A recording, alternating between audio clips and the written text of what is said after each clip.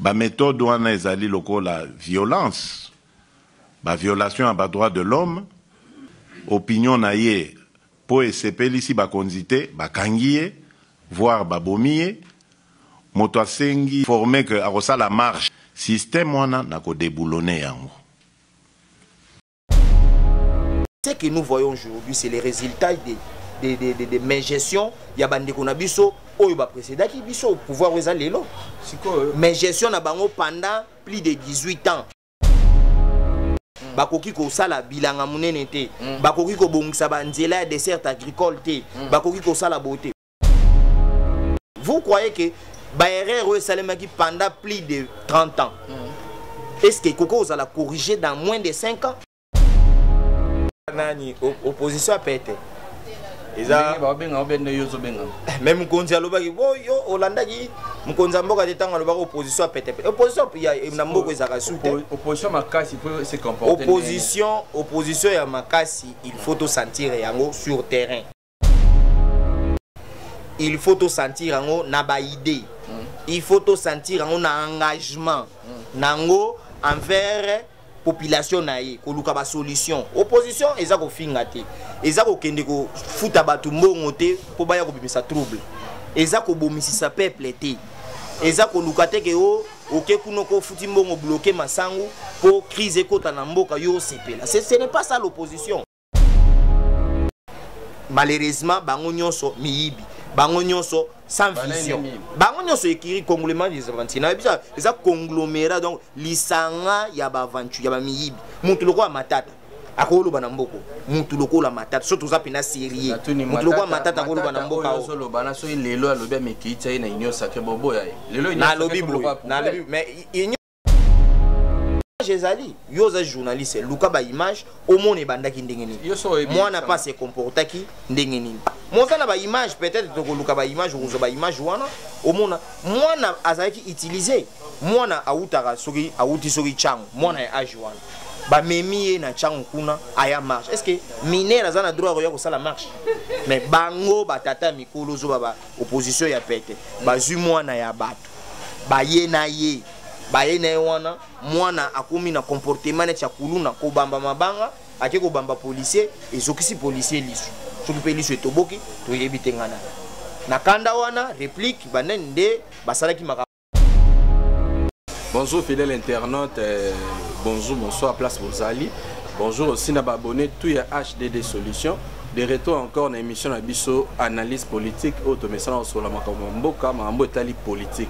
Les lots éliminés sur moi na mboka Jackson Toko au beau mais ça notre salarié moi trop Jackson Toko azali secrétaire exécutif ya Frabako et puis azali président national ya avec no eza Asbel toujours meka lelo ko meka solana ye mambo etali mambo ka ba situation mboka toyebi mamni so le kana union sacrée toyebi pe mambo yuto le ka le 20 awa na mambo ya marche où le kana na mboka yango toujours meka ko yeba likanisi na ye par rapport nango eza ndengeni. Sans plus tarder, si je suis même langage avec mon réalisateur Exaucé Mutambai, les bogards de la presse ameka fungolana to meka ko solana mona mboka Jackson Toko. Bonjour mon mboka. Bon bonjour Ndeko Hervé. Bonne santé. Oui, santé za malamu. Moka la fort, qui m'a biso. Ah, te talaka ka makambo ebele. Ne ka ko esiko moni oye ko si prendre en kutu. Et sika ya musala. Donc moi makambo ebele, mais sinon tozali. Quand il s'agit de la nation, toza toujours présent. Toyeto me kobeta mo masola mboka toute ko na stade de Mantira na union sacrée. Union sacrée lelo azo contenir plus de 500 partis politiques. Na habité si photo tala plus de 500 partis politiques on a total en anglais ni bénéficiaire baol ko bénéfice personnel ou alors to le bagé ba osala ka pour école. Non, s'agissant ya pona koloba na makambo etali union sacrée, c'est-à-dire création de parti politique et la qui s'appelle évolution ya peuple na biso ndenge azo kolande la situation ya mboka naï parce que ndenge na lopoto balobaka si tu ne t'occupes pas de la politique va s'occuper de toi. Donc c'est-à-dire que un bon citoyen, ils allaient mutu oyoyo à Rolandela, politique ya mboka na ye. Politique c'est à plusieurs niveaux. Donc politique peut-être économique, na niveau ya social, peut-être politique sanitaire, politique ya sécurité, donc nandenge wana. Donc c'est ça. Donc parti politique ndenge zebele, ils ont ndenge mabete que bazolanda ba intérêt na bango, bien que ba brebis galaises batalaka bazanga raté, mais ils ali et le romoro il y a bien parce que batu ba komi ko s'intéresser plus na politique ya mboka na biso. Mais mangomba nyonso wana lelo toujours parler en termes ya ba 700 500 lelo toujours parler en termes ya union sacrée.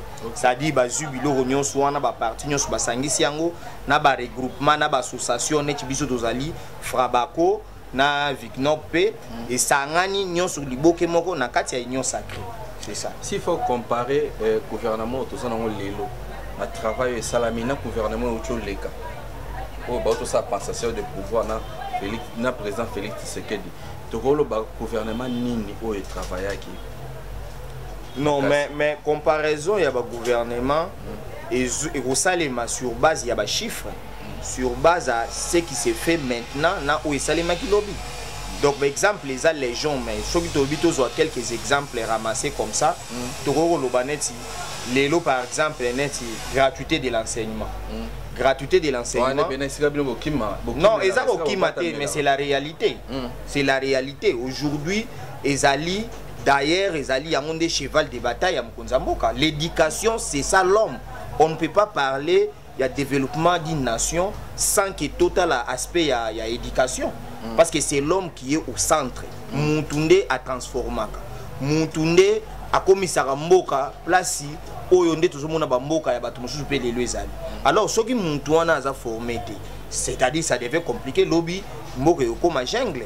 C'est-à-dire soto kaka aspect kaka oya ya nani ya éducation gratuité ya enseignement na biso ezala ki loi ezate ke ndeko Félix nde aye kokuta yango et asali yango soki nde non il a juste exécuté dispositif moko ezala ki déjà to disposition moko ezala ki déjà inscrit na kati ya constitution yé à exécuter déjà na wana ce qui to longwe wana tozu par exemple na aspect ya sécurité na biso toke na armée lelo tozali na loi ya programmation militaire oyo ezali lelo ba votaki yango ba promulguer un peu na chef de l'état eza eloko loi wana ezali gouvernement déjà na gouvernement elekaki wana mais bazwaki tant ya kosala yango te to ebite to tokoloba tant mais volonté à Rossale à la guité. Les autres ont parlé en termes de budget, c'est 16 milliards déjà de dollars. Mais le gouvernement est tiré le budget na combien. Aujourd'hui, on a presque chantier partout, chantier Zali. Donc déjà on a des éléments on a kaka budget oui, to rolo bela budget oh lelo mati batika na 4 comme na 16. Mais oui que lelo budget wana izo frappé kaka bana mboka. Non, parce qu'il y a plusieurs taxes. Ndeko Hervé. Oui, comme dans le secteur nyonso budget eza ndenge biso to kanisela budget te. Budget eza mbongo te, ote bazui 16 milliards wana bakati yango bandoka bula mutu nyonso na ndako ya non budget eza bongo te. Budget eza bongo. Budget ezali ensemble so bazui nde tozabo pona na expliquer na ba terme moko expliquer puis nga na kota kana explication wana pona budget ezali bazui ba besoin ni toza nango ba chiffrer yango et puis ba luki ba régie oyo to ba service d'assiette oyo kotsa mbongo poto couvrir ba dépenses. C'est ça. Je crois que lobby que na année oyo gouvernement par rapport à projet naie à élaborer to kotonga ba école to kotonga ba nzela to kofuta ba to sala banane à lobby que ba chiffrer yango na 16 milliards. D'ailleurs biso ba congolais photo CP là parce que tant bazo loba ki besoin c'est-à-dire que ba besoin wana ezali auto zo mona lelo pour bandeko belé batambula kati yango batotali banzele zo salema même kana Kinshasa banzele zo salema oyo kepeke ba place wana banzele tikala ko exister te mais lelo banzele zali tout ça est ambon lelo armée na biso ezo mata en puissance toujours somba matériel bani o ezala ki ba soda bazo former lelo armée azo former déjà na ba centre oyo ndenge ba information toujours na déjà na ba centre armée azo former à peu près déjà ba plus de 30 000 militaires o bazana formation ndenge toujours ba eza facilité soda tango azana na formation yeba ki tango ko ma phase en équipement na nyonso siko biloko nyonso na ezali enveloppe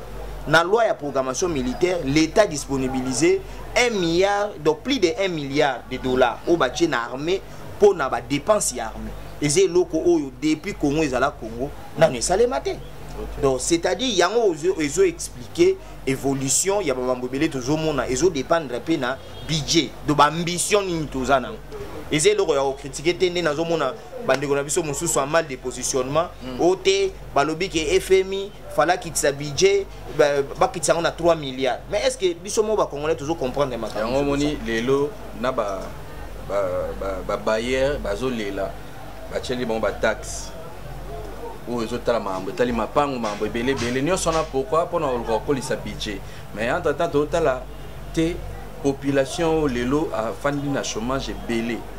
Non, biso yango une fois yango eloko na zolo. Biso en tant que Frabako, fraternité bana ya Congo, Asbel. En tant que Vicnop, ngai en tant que président ya Vicnop et puis secrétaire exécutif ya Frabako. Toza pe na mission, parmi ba mission na biso eza ya ko éduquer population. OK. Ezali ya ko expliquer batou qu'est-ce qu'il faut. Ko futa pa ku ya l'état ezali mabeti. Un bon citoyen, il faut foutre à pas pour mais pas exagérer. Bon, l'État sera bon. Exagérer parce que non, exagérer. Un problème d'investir pourquoi? Non, parce que non, wana ezali. Chez nous taxe et ezali colo même moi na mboka. Et l'autre investisseur sérieux bazoya.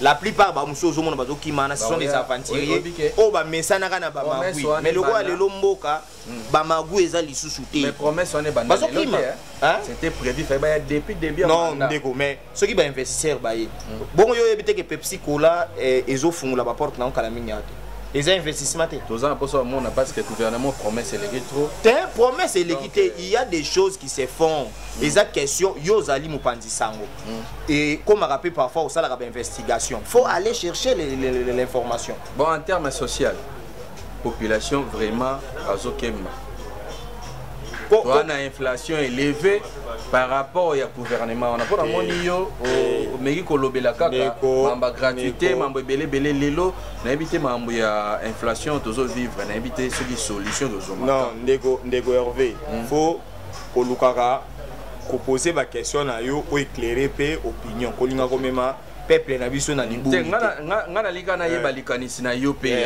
à propos nango parce que lelo crise oyo on ina sibandeko na biso ya opposition ya pete bandeko na biso ya opposition ya pete kasi bandeko na biso ya opposition ya pete o batambola kisambe tokoya kuna bandeko na biso na yebika to koma pe kuna bandeko na biso ya opposition ya pete to beta masonde ba bete mambo bazo ebisa batu o vie chère. Mais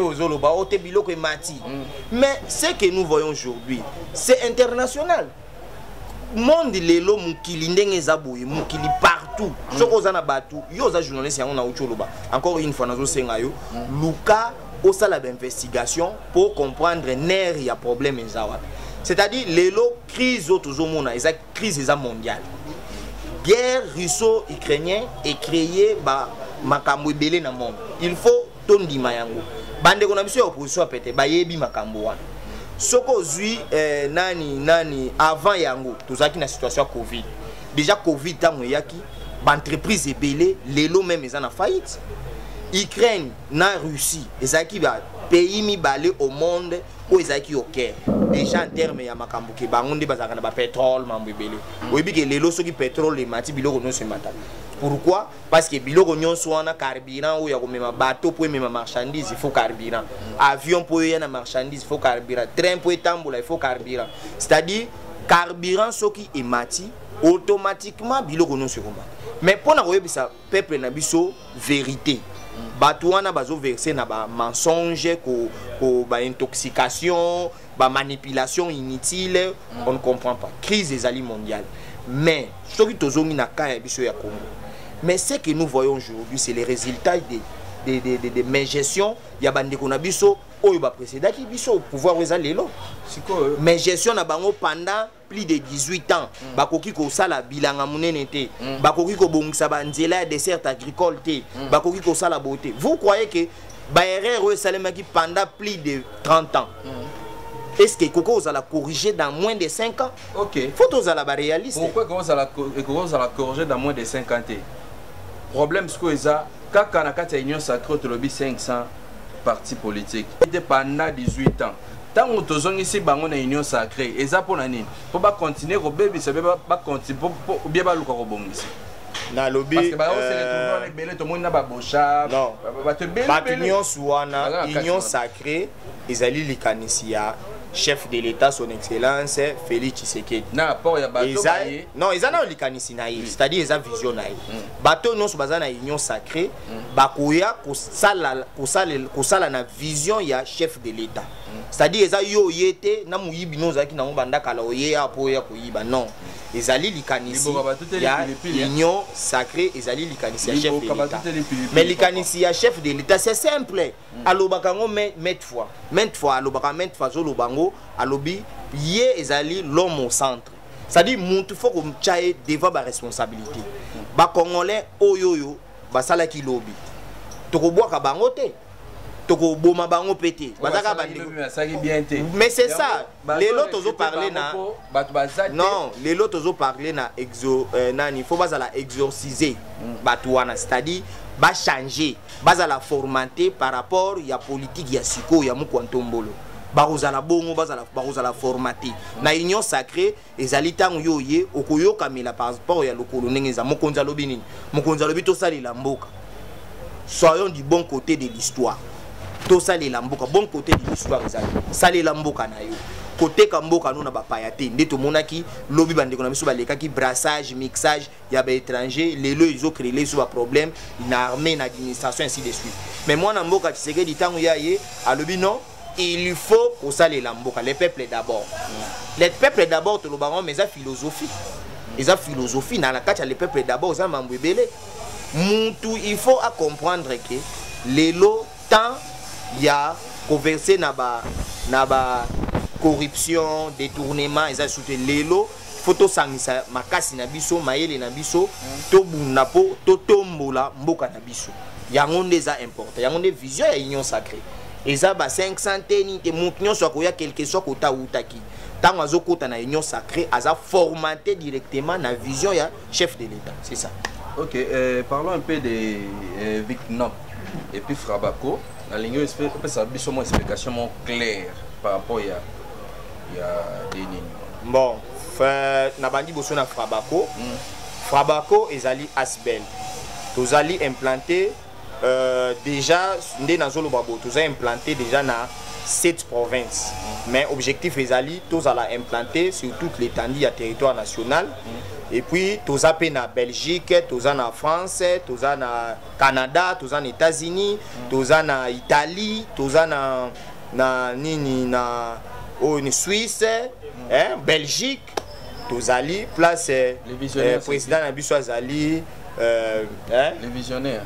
Non, Frabako, oui, Frabako, Tozana Aubin Kikonka, Wazali président pour l'instant. Yende Aza président Nabiso ya Frabako. Ngana Azali Awana Congo, c'est moi le secrétaire exécutif. Nado coordonné ma camionso. Toza pe na Congo central, Tozana Madame Kitoko, Jocelyne, Toza na Pasteur Ladi, au bateau travailler naé. Donc c'est en fait ça. Vision Nabiso ezali kama mtozo lobat. Mboka na biso ezana ba problème ebele. Mais na ba problème tozana ngo nyonso ezaka kate ke l'état mutakosala. Biso pe ba population tozana part ya responsabilité na développement ya mboka na biso. C'est comme ça que tovandaki tolobi non. Bandeko na biso ya poto na biso batu tozawa tokoki ko vanda boyeti. Il faut to sangana na ba structure o toko meka ko bunda po to améliorer situation ya bande konabiso. C'est-à-dire toujours travailler plus na vision ya ko sangisa ko éduquer d'abord masse, c'est-à-dire ko lutter contre pauvreté, autonomisation, il y a population en fait de manière générale, il y a jeunesse surtout. Au moni, biloko nyonso wana ndezali cheval de bataille na biso to objectif na biso tozolinga to atteindre na ndenge ya Frabako. Vicnop pe eza vision pour un Congo nouveau et prospère. Oyo ngamro nazali président nango ezali lokola regroupement ya ba Asbel. Vicnop eza regroupement ya ba Asbel. Tozana ba Asbel ebele mususu pe ezali na cadre ya Vicnop o ezali ti na Lomami na nini ba Asbel ezali biso wa pe na Kinshasa. Tozana ba dynamique ngale maini, tozana ba réseau des administrateurs, ba ensemble ya biloko nyonso wana nde eza na kati ya lisanga ya Vicnop avec comme vision de Tolobi vision ya sika pour na Congo. Tant toujours ba vision ya sika parce qu'on a constaté que bateau baza qui liboso na biso to o baza censé ko définir politique ya bien pour na biso ba musu bazo sala ya moto. Maintenant biso pe tozoya na makanisi na biso ya jeunesse makanisi na biso tant nazo ba jeunesse nazo tala agité jeunesse parce que bato belé ba confondre ngo quand on parle de la jeunesse c'est ça que au âge non. Jeunesse c'est ça par rapport à esprit ya raisonnement réflexion mutu musa rozala na mbula za mwana muke mais makanisi azo raisonner le la koko mutu musu azali koko mais makanisi na ezali ya bilenge donc na sens wana na Vicnop mission na biso mingi ezali sur la formation ya jeunesse surtout la formation et jeunesse ba jeune fille ba jeune garçon formation pe ya population. Parce qu'on ne peut pas parler du développement sans la formation. Donc, cheval de bataille, il y a Vicnop, ils ont formation, et puis rassembler les petits commerçants, les entrepreneurs, dans le secteur informel, pour tous les dans le secteur formel. C'est en fait mission, il y a Vicnop, il y a Ngoana. Pour dire que ceux qui battent Soana, comme dans le secteur informel, comme dans le secteur formel, qui créer richesse pour Mboka Nabiso. Ce qui peut nous former, nous rendre un bon service pour la nation. Donc c'est ça. Merci beaucoup. Toké na deuxième point, parlons maintenant de l'opposition. Éviter, s'il faut parler de l'opposition, na bloc na bango basali, Matata Pogno, Fayoulou, Denis Sanga et les autres. Éviter, voilà nani opposition a pété. Même Mkonzi alobaki yo Holandaki Mkonzi mboka tetanga alobaki opposition a pété. Opposition ya na mboko ezaka soute. Opposition makasi peut se comporter. Opposition ya makasi, il faut te sentir yango sur terrain. Il faut te sentir yango na ba idée. Il faut te sentir yango na engagement. Nango envers population naïe ko luka ba solution. Opposition eza ko finga te. Eza ko kende ko futa batu mbongo te po baya ko bimisa trouble. Eza ko bomisisa peuple te. Eza ko luka te ke o oke kuno ko futi mbongo bloquer masangu po crise kota na mboka yo sepela. Ce n'est pas ça l'opposition. L'opposition ezali, il faut que proposer. C'est-à-dire que bozoya na avis contraire par rapport ya oyo nani azana. Bolobi ke neti lelo. Félix Tshisekedi aena état de droit. Bafa yobinu bozomona na état de droit. Vous pouvez relever ya kolobagete ndenge za boye to moni na place boye boye zo sale mamabe mais biso to proposer boye. Mais ces gens là bazo proposer te. Soko landi par exemple oyo mususu oyo na ebite sona benga e député to nani. Oyo ya matete oyo komoni nani safu. Mais biloko zo leka koloba na TV est-ce que wana des oppositions? Tokokata baluba ndambu. Est-ce que baluba baza ba congolais te? Et loko nini est-ce que eza péché le loko la muluba zo azana na tête mboka na biso eza lisumu oyo komi okokata baluba ndambu nini? Est-ce que député national akoko tenir ba langage à modèle? Donc lisanga na bango pona za la mukuse et loko na bango basali yanga conglomérat des aventuriers eza voué à l'échec déjà na marche bat ba mona kango ils n'ont pas pu rassembler to mobiliser la masse. Population a rejeté bango ba futaki ba mbongo ba $20 na kaluka ba mobiliser ba jeune na Selemba ou na partout na ba kingasani kuna pour population ayabi mananzela ndenge yesa fois za ko laka batu ke batu bakufa pour ba charger Mkonzambo mais Nzambe asungi biso et loko moko esalemite ba kokipe ko mobiliser te. d'ailleurs kutu eloko kamusa yenga Ligue des jeunes ya IDPS et mobiliser Ligue des jeunes kaka ya pamba ya IDPS na batu ya abandi kona biso ya AVC ba mobiliser batu plus que bango mais ce que ezalaki ke IDPS na ensemble ni mubimba mobilisaki union sacrée mubimba tolobi ke tobimi biso pe Vignop to ye biso pe Frabako to ye ingaki ezala ndenge. Est-ce que c'était important IDPS face à la marche les mêmes jours? Mais d'ailleurs tous en la démocratie, c'est ça la beauté de la démocratie. Tous en la démocratie, un pays qui se fait démocratique, mutunyo so usala maramunaye ndengali. Donc c'est ça. Donc tous en la démocratie. Na ozo ngaka na maloba na okanka na maloba na yo na ba réponse na ozo pesanga. Otu ko loba vraie opposition ba bango sur le terrain. Vraie opposition bo pesi bango itinéraire. Bo kateli bango itinéraire ba kutana na Sakombi. Baba na marche na Sakombi. Siko yebisanga muto akouta Masina, akouta Changu, akouta Pingasani na ba mili wana. Po akomati na Sakombi. Miracle ni fois ça là. Fois limu à place à Zappa Sota. Bon papa. Nazaku na droit retourner ba question te mais na tout nango quand même bato bato tala biso. Balo oui, na loba. Oui, kasi nazolo ba pe kaka na koloba na nga ezape ne question mais ezape façon de répondre. Bongo muntu tango bango balobi ke te ba okendo banda marche na bango na ngaba. Bongo muntu akolongwa pe a na mbinza po akoma na ngaba. Exercice ni nyaosa. Muntu akolongwa par exemple na mitende po akomati na ngaba exercice nya osala muntu akolongwa na ntsele po akomati na ngaba exercice nya osala. Donc c'est-à-dire que eloko wana ezali nango batu wana bazaki na basi ba échoué na bango déjà mobilisation esimbaki te malgré qu'ils ont mis l'argent bache makamu nyonso na ba 100 millions na bango bayaki na yo bache mbongo tout consort mais esimbi te.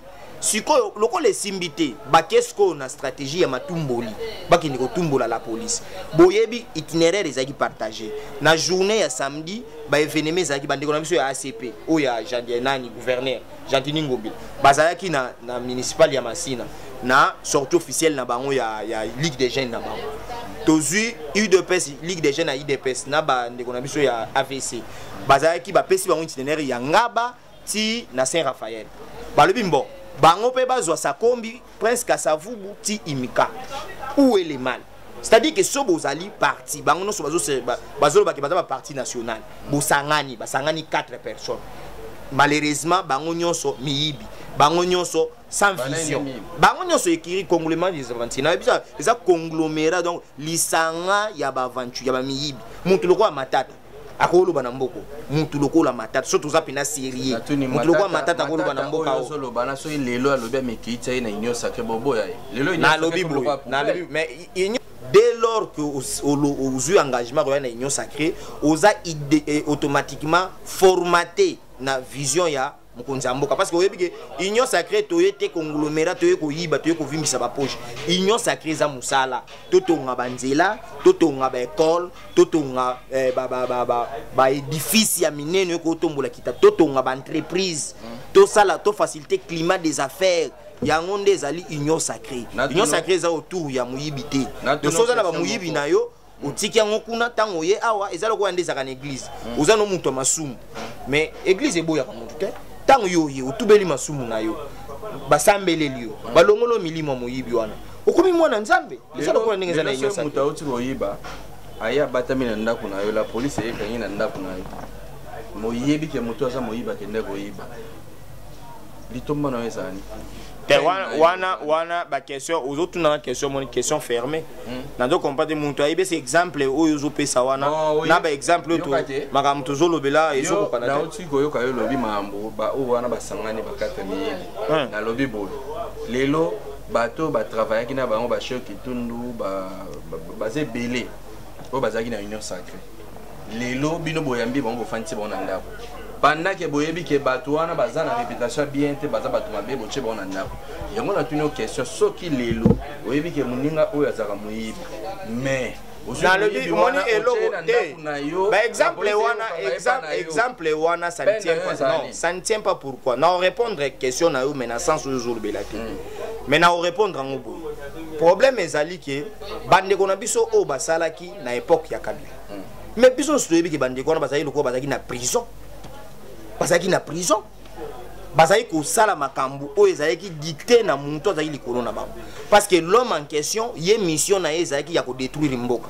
C'est comme ça ezali lokola mutu mo boye na imprimante na ya 3D soki azue loko moko ya l'état a scanner yango a sali yaye azu ya l'état bomi. Donc c'est-à-dire aye akuti par exemple port ya Matadi azu ya bomi port ya l'état pour ya sala port na ye aye akuti o société mo boya l'état ezali sala ka musala boy ya bomi société à l'état azu société na sali zo lelo awa zo na biso awa ya sali di par exemple zo na biso awa zo o ya biso awa wa Kabila asali pendant 18 asali nyama nini oyo asombaki na zo ata kobongisa ke o ata mwa mabata boya sika mabata ya bana baye na bango na zo achaki mais tala aki kosala parc animalier na ekuna na nzele banyama ba lion banani en bonne santé esili mais est-ce que loko na ko kosala ngo ya l'état ti hôpital la mama yemo hôpital clinique chinoise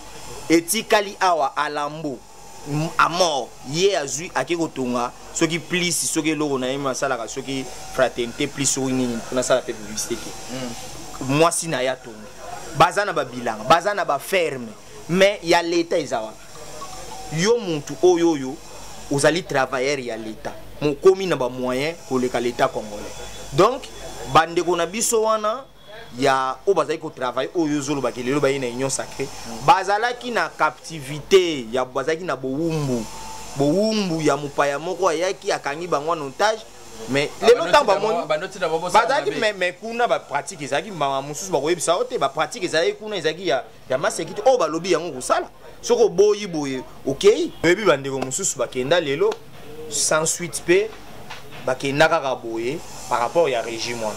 Maintenant, mon amboka Félix Aye, bamoni qui était frère na biso Aye.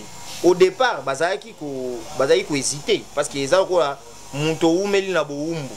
Tant ba yeko libérer ba fongoli porte ba biso bima oza libre bo mona muto yemo ko mi ko hésiter po par le fait déjà ka umeli ki tro na boumbu, akomo mona ka neti muto ko bikisa za souté. Mais lelo tant mona mboka Aye, ba mpe bazaba na mboka. Bamoni que il faut bakende na vision moko eza clair pour au-delà ya kozala politicien to kozala na union sacrée ndele toujours be muntu nyonso aza pe na coin na ye aza na famille na ye aza na bandeko na ye par rapport ya ekolo oyo kosala pe quelque chose pour na bato noir et non de toujours komona biloko kala yo ozali par exemple président de l'Assemblée nationale to ozali ministre mais bazwi mbongo bapesi ya projet moko babi par exemple kende na mboka na bino kende osala nzela yo ozwi oliango eza comportement ya malamu te mais lelo tant bango bamoni ke baye eba Tshisekedi pe alobaki te ka yaki po azoba o abuaka comme ça ba musuba na boloko non bo tolobi état de droit ndenge président aye na état de droit mubeko mutu kanga bato eza président te soki bato wana baza na conflit na loi na justice na biso justice a ko s'en charger na situation na bango soki pe baza na bango normal bazali mais na cadre réunion sacrée tant mutoyer automatiquement ça formaté par rapport à la vision du chef de l'État. Maintenant, la liberté, IDP, c'est qu'on a marche pendant 32 ans. La liberté. Pourquoi pas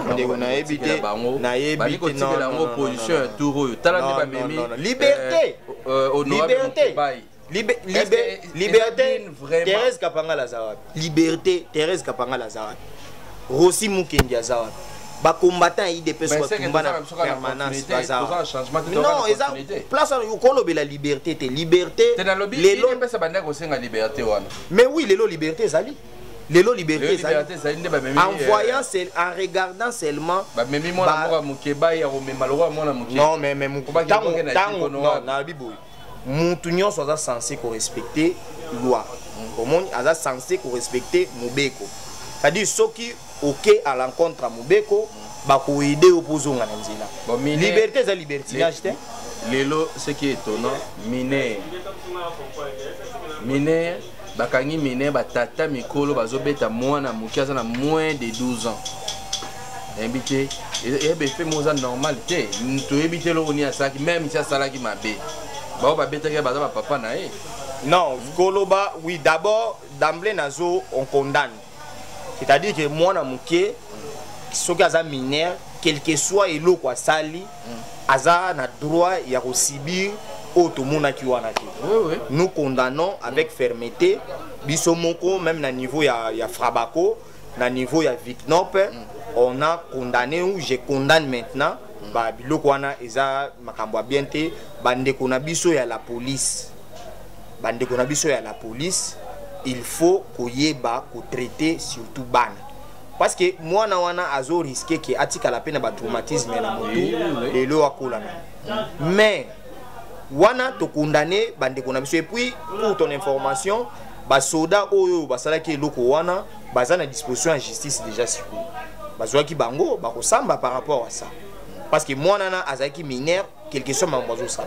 Mais est-ce que maintenant oyebi likambo mwana wana salaki ba image ezali yo za journaliste luka ba image au monde bandaki ndenge nini moi na pas se comporta ki ndenge nini monta na ba image peut-être to luka ba image ou ba image wana au monde moi na azaki utiliser moi na autara soki auti soki chango moi na age wana ba memi na chango kuna aya marche est-ce que mineur azana droit ya ko sala marche mais bango batata mikolo zo ba opposition ya pete bazu moi na ya bato ba ye na ye bayene wana mwana akomi na comportement net ya kuluna ko bamba mabanga ake ko bamba policier ezokisi policier lisu soki pe lisu etoboki to yebite ngana na kanda wana réplique banende basalaki makamana o pe tozo condamné parce que bakokai pe ka rezoyer ba maîtriser ye ba bombier et puis to yeba mais ngana kolobake nde tozo loba boye bato bazalaki baza o ba meneur de troubles c'est-à-dire ba auteur intellectuel ya makambo esalema kwa il faut bazala poursuivi biso moko nde toza boye na Frabako to ko mobiliser que ça soit ba avocat na biso to kozwa bango to ko porter pe plainte na bato oyo ba sali biloko parce que ça manipulation to ko plot bato misa to en opposition peut-être 4 wana matata nani c'est sanga na nyekiri na bango wana to reporter bango plainte Frabako akobongisa plainte na ye na ba avocat na biso to consulter bango to ko déposer plainte malgré ça di ma opposition ote question na lelo so il faut opposition ça la choix ya candidat moko parce que babi même na mboka ba l'échec le premier ba l'échec à zéro so il faut ça la choix ya candidat moko candidat nini va se faire face devant azana candidat de ba osala choix ya candidat ni pour candidat azate Bazate, candidat Zate. Candidat, omoni bendeko, makamutolo baka, mususu koloba ote, obango, bazali. Nalobi. Namboka ba l'échec, le premier ba l'échec à Zalanga. Le premier l'échec na Ndeko Hervé, naye bisayo lelo, clairement, que bango nyos ne baza 4 wana, mon to faire face lelo nde toujours babona Félix Tshisekedi Azate. Ici faut la kaka. Ba parti na bango ndenge implanté o comprendre que ba ko sala face na Félix te bango mo pe ba yebi yango bazo linga élection ba bango 4 nani ko sala Azate nani Azate donc ata mboka ba l'échec le Azate nde baza na parmi bango 4 Azate o lo bana to baneno Fayulu parti ya Fayulu les implanté kaka na Kinshasa les implanté na combien de communes wana ye toye tozui nani l'autre là c'est qui nani les loti les lois déclarent la vérité des urnes o mais ça na mutu na vérité des urnes ça na kati ya mutu bon so yo moko zo mikosa na yo moko so biso to sala donc yo moko tikali ye moko ayebi vérité des urnes parce que ayebi réalité ya Genève yenda za traître akende ko sala traîtrise na ye pona kokosa muninga alors que muninga zaki sincère lelo ba résultat wana ya sincérité ya ndeko na biso Félix Tshisekedi yango azawana même nzamba zomona tanga lobaka vérité des îles bino boza bapandisa botuna ye ayebisa bino vérité ya Genève trop fan rien n'empêche na lobaka ngo mettre fois na lobaka toza na pays ya démocratie kozala fanatique eza droit kozala pe opposant eza droit kozala pe luboya partout eza droit kozala nyonsologue oyebi nyonso ne tomona bandeko na biso mususu bazoleka bango bayebi nyonso eza pe droit mais on a zoloba eza fanatisme te mais ezali réalité aujourd'hui sur terrain na Congo awa na ba candidat tout bazawa na personne ne peut faire face na na élection sans opposition non nalobi parce que y a une opposition pays sans opposition eza pays. siko lokola yo boyi pona be pona na bango 4 lokatel ya on a zoba opposition tambolo ba opposition tambolo ba opposition opposition il faut ezalaka opposition pona opposition to opposition il faut ezalaki tant on peut marama bezo salema bo pesa alternative mususu pour to solution pour kozalaka net oya ba biso tozo mona bango bango eza opposition te ezali contestataire ba contestataire éternel net mutu lokola fayulu aza contestataire éternel. Et puis, ce qu'on remarque, Makamba Bandi Koloba Sikoui, bazo préparer déjà lié à contestation pour l'élection au Izoya. Parce que pour na bango bandi magite que Félix Tshisekedi a organisé l'élection. Mais le Félix Tshisekedi Seni yango wana azo organiser l'élection. Bazo former déjà bateau ba ko ba candidat. Baza na en perte de vitesse. Élection ezali. Oh. Mais président Kadima a outi lelo de toujours sur langana yo a bateau va recevoir ba candidature à ba député na niveau national. Baso formé bango déjà. Sko déjà na base élément nani seni bango ba yisibino ke na vocabulaire na bango report ezati. Sko biso to ndima na tondima opposition ya pete totondima seni. Élection ekozala. Bande ko na biso bo se préparer par rapport à élection. Botika ko préparer à niveau présidentiel. Toujours à présent ma moto comme tous na muntu makasi na banabi mais oui mais ça opinion nga eza na banaliste nga ni na salle mais oui tu sais que dazo mériter deuxième mandat sans élection to pesa monsieur azo mais ce qui peuple pas décider na modèle wana eza choix peuple ndaza souffrir peuple ndaza souffrir yo ko souffrir lelo zo ba ko souffrir oui na pesa exemple moko ce qui par exemple ndenge toza boye yo zoki pota moko munene et que pota nezu moi mikolo ezu infection toi te poli OK pa munganga ba soigner au pota wana yo kasi munganga ya kamba mo azuki sa tina pota non munganga roya a diagnostiquer a rozwa a nettoyer pota et puis après ce traitement mais beta pignon sona munganga rozwa wana et rosala ki oyo ka douleur mais na suka na rozwa lobi yango Félix azo sala na suka ya tana azo bo là banzela oyo kosala ki lobi biloko ekota na mboka toujours qui devait avoir élection moi na mboka Jackson toko tokomi déjà ko chiter to solo li moi mambo belé na habité par rapport ba makaniso so bimisa est-ce que to ko mona pe yo na ba élection ezoya candidat mo soit national ou provincial? Oui. Merci d'abord pour la question. Na makanisinde toza boye tozali na rozala candidat na députation nationale na circonscription ya Ngaliem na provincial na lo excusez na rozala candidat na provincial na circonscription ya Ngaliem yango na dosenga bande ko na biso o ya Ngalema toyebani ezanga ndeko na bino donc na se porter candidat par rapport ya ba élection o izo yango to sengi na bande ko nyonso to se préparer par rapport à ba élection kozala. OK. Moi promesse pour na bato pe ba voter o promettre ba moni. Pour moi pena na senga bana mboke comme to comme système de décharge. Candidat et avant voter à 5 minutes de décharge. Après voter na osala bono osala boy. Te ya justement elo rotuni wana osali pena bien de konanga. Totika ba politique ya lukuta. Député azawana tepo soki bo voter muntu député abandi ko ya ko kunda bibembe abandi ko ya ko sala ka banzela abandi ko ya ko pesa ka bambongo oui député azali na motion mo bozoni na lobike na vision na biso ya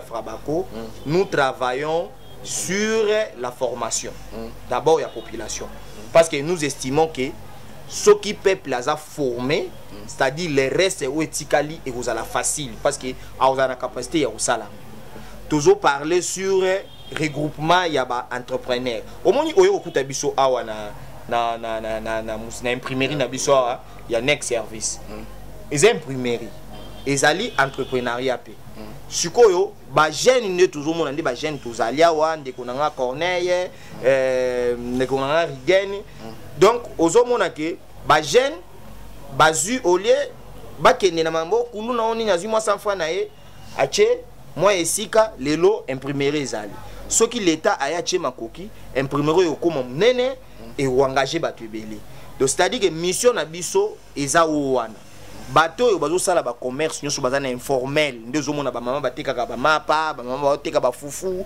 ba ndeko na biso basala misala maboko to regrouper bango na lisanga moko et puis to aider bango bakota na secteur formel pour ba bénéficier pe ba action ya l'état mukonza mboka loba yeke a créer ba millionnaire mais ba millionnaire wana okokoma ngo kaka soko za na secteur formel na informel te. Donc yango mission na biso yango to senke soki lelo bino bo voter biso et ko pesa biso makoki to bunda pona eloko wana. OK, merci beaucoup tozaki na mwana mboka Jackson Toko to mikasu ko sola to pona ko sola mama mboka to sololi oboyoki obolandi soki bo sepeli en tout cas bobo sana ko s'abonner et puis ko aimer vidéo na biso. Merci beaucoup na réalisateur nanga Exaucé Mutamba mais ça question moko émission c'est Sili. Et puis question les gens si j'étais mais tout non kaka tant ya bana mboka bina tout na nzaleleki masango commis déjà masango ba kinda somme na tout ni question mais tu vas répondre ngana donc question ya masango nzala na répondre na ngana lycée c'est pour aux opérer réponse na bike ceux qui toza ngati ndaku et que bana balali nzala papa ka lukimbongo azumbongo tanga koya nango na ndako quel que soit degré ya nzala mwana za nango donc okozala obligé oser la mama asala ba étape nyonso ya kolamba ti biloko ebela olia donc c'est-à-dire que lelo nzala ezali conséquence ya bato ba gérer biso lobi mais lelo tozomona bazoluka ba solution donc na ba solution wana ekozala au moment opportun bokomona biloko nyonso wana ekoya. Donc ce que ça na mutoko répondre par rapport à dire banani bolanda qui déjà vice-ministre en charge de l'économie yé après ça qui déjà ba détail mais ce qui compte pour nous tozo senga même bande ko na biso ya diaspora bazana poto bazawapi baya tolo na Congo parce que toko démérité na ko luka masango libanda non toko lona na Congo yango to sengi bande kono so baza libanda boza na Paris boza na États-Unis ba diaspora na biso bande kono so baza baza na mbongo to se lancer na secteur agricole. Donc réponse tanga yango.